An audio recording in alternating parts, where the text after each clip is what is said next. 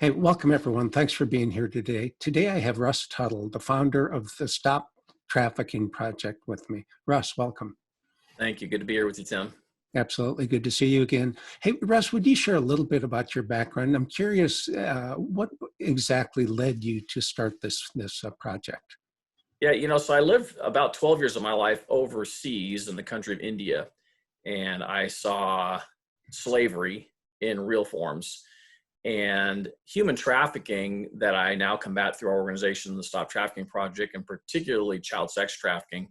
Human trafficking wasn't a popularized term when I was living in the country of India. And a lot of people liken human trafficking to modern day slavery. And there are a lot of similarities in the comparisons. And so human trafficking now has become the popularized term. And I honestly thought back in 2008 into 2009 that I was going to potentially move back to India for some time. Wow. And work on maybe combating this issue there. And then I realized that there was an element within human trafficking. Out of these, there are 27 major categories of human trafficking on a global scale. And one of those is what we call domestic minor sex trafficking, which is child exploitation of American kids protected by American law. And I thought, what? Come on, this can't really be a thing, right? I mean, really? Sure. And began to do the deep dive into that and realized, no, this actually is a real thing happening here. And so the organization was small enough that we could zip it around like a little ski-doo instead of a big old aircraft carrier, and was able to pivot within a couple of years and started really focusing on the issue of domestic minor sex trafficking, which again is American kids protected by American law being sold for sexual purposes against their will.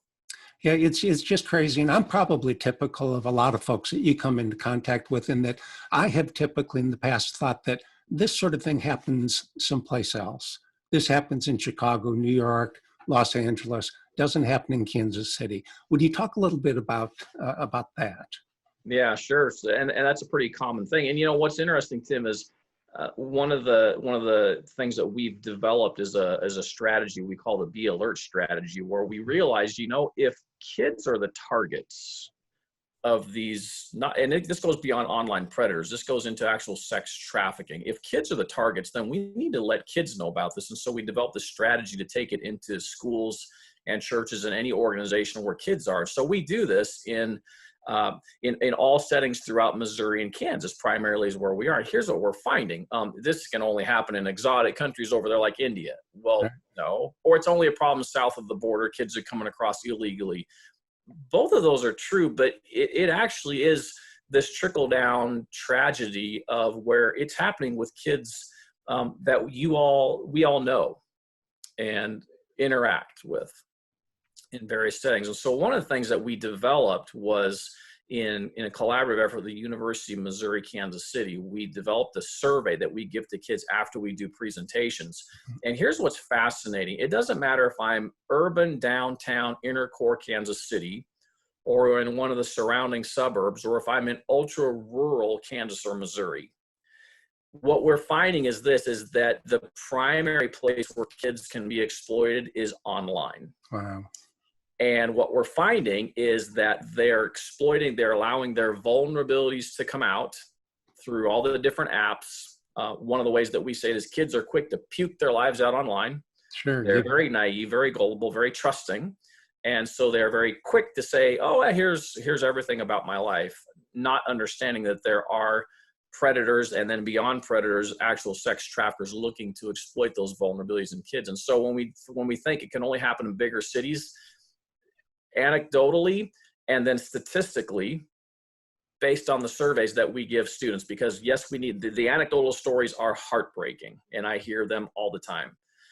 The evidence-based data drives that there's very little difference between a kid who has an upbringing downtown urban Kansas City or suburb or rural.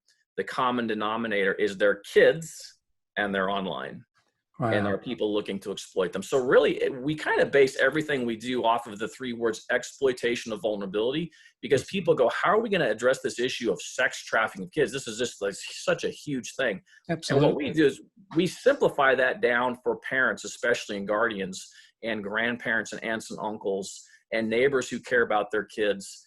and school personnel and law enforcement and medical professionals and everybody that has some impact in kids' lives, is think about it in those three words: the exploitation of vulnerability. Because anything and everything we can do to lessen the vulnerability in a kid is helping. Yeah, it's interesting. One of the reasons I reached out to you, I mentioned this when I reached out to you, is that it strikes me that during COVID-19, we're all under additional stress. And I'm just guessing, but I'd appreciate you sharing a bit about this, that kids are under increased stress, their vulnerability raises. Yeah, for sure. So it's undeniable that online use has increased during COVID-19. And that's through education. Everybody's going online for their education, and also entertainment. Now, increasingly, kids have some unsupervised time when they're on their devices. Even if the parent or guardian is at home, maybe they are working from home now. And so they don't have all the time possible to be with that kid right there. So here's what we know from some of the analytics. We know this is that there has been very little decrease in online advertisements for sex. Wow. Very minimal decrease. We know there has been increase in online interest in search terms that are related to child sexual exploitation. Wow. That's going up. Wow. We also know that the demand for child sex trafficking is holding very steady because it's a demand-driven business. And what we have seen is a huge increase, some say up to as much as 16% increase in online pornography usage through companies like Pornhub, who are offering free COVID-19 premium services of their online efforts. Wow. To the point where they've even taken how everything's about the curve, left flattening the curve. They're using flatten the curve in their advertising. Wow. So they're tying it in together. So what has happened is, what all of this has done is it has aggravated an already stressed out reporting system online for child sexual abuse. Because what's happened is tech companies get the reports, and they actually pay human beings beyond just the analytics of trying to track what is something happening online, what kind of online activity. Well, some of these workers have been furloughed. And I know this is a short interview, so without getting too complicated, the trickle-down effect of tech people not being there, making really good, solid reports to law enforcement who needs to have the information, even some of those capabilities have gone away. And so we're seeing that within those three words, the exploitation of vulnerability, the vulnerabilities are still there in our kids. The level of exploitation is looking a little bit different, but it's increasing. Wow. So even more opportunity for predators at this particular time. Online. Yeah. Wow. Russ, would you take us through a typical, I know every situation is different, but can you give us a relatively typical scenario whereby a young student is vulnerable and brought into a sex trafficking sort of a scenario? Yeah. So typically what happens is, keep it in framework within the words exploitation of vulnerability. Mm-hmm. And think it through. Where are kids most vulnerable? They're most vulnerable online. And so what we're finding is, so take it through your gaming, your social media, any level of activity. Kids have to be really, really paying attention to this reality, but parents and guardians need to pay attention even more, because here's the reality. Technology is not the enemy. Mm-hmm. Technology is allowing us to communicate this right now. So technology is not the enemy, but levels of technology are creating tremendous levels of complexity in the lives of our families and our kids. So we have to understand that. So while technology is not the enemy, we also need to understand that we can use technology on our technology to keep us safer from technology. Mm-hmm. So there are plenty of apps, there are plenty of software systems that parents and guardians can use on electronic devices to keep kids safer. So within those parameters, we needed to have this understanding. Kids tell me that they are surfing pornography on school-issued MacBooks and iPads during school hours, and they're even sharing pornography through Google Classroom. Wow. So there's always a way around it. So we cannot trust on the technology to keep our kids safer. So parents have to understand, yes, we put these items on our technology, but the best and most effective thing to keep kids safer is involved, engaged parental, guardian, grandparent, aunts and uncles in the lives of their kids. Now, how does a kid fall into this? They're online, enjoying their online life, whether it's gaming, social media, whatever it might be. A typical scenario in Kansas and Missouri, whether it's urban downtown core, suburban, or rural, fits generic pattern like this. Sure. They encounter someone online who reaches out to them in the moment of a vulnerability. Perhaps that vulnerability is, I feel lonely, I feel isolated, You I bet. feel discouraged. I'm wondering what's the purpose of living. I might be entertaining suicide. I Wow. might be being cyberbullied. I might be talking about my porn usage online. Someone reaches out to them, and typically the pattern, general pattern, this is very Okay. generalized, Sure. is this student thinks they're communicating with someone who has similar interests to them and is in the same age. Hmm. And they begin to open their lives up through various formats online. And then it leads to this progression to where emotionally this child will become connected to this other kid. And more often than not, a lot of times we will discover, especially if they're online predators, they are not the same age as this kid. And the worst case scenarios happen where it moves from a predator situation to actual sex trafficking situations, is when they now convince this child to, hey, I think you're so amazing. Now the content comes a little bit sexual. And Hmm. now let's start sharing sexual images of each other. Wow. And now this is such an amazing relationship we have going. Let's meet in person. So that's when it moves out into the real world, and these kids really are become captive. In a very general sense. And unfortunately, we hear this story all the time, Tim.